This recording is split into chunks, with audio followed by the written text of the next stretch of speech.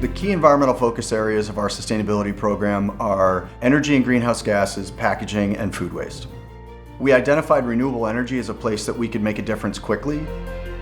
So we have multiple condensers. We run several automation lines here. So the consumption usage is 365 days a year, 24 hours a day, 7 days a week.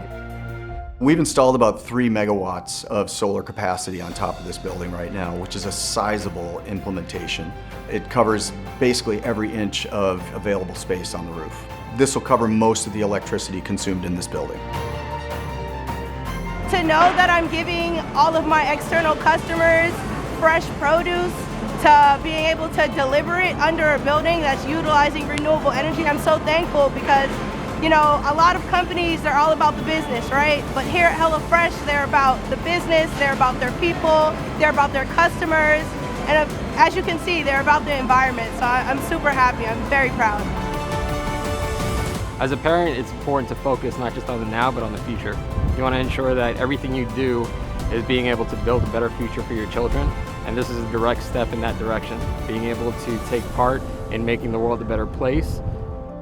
At HelloFresh, our mission is to change the way people eat forever, and doing that sustainably is part of that mission.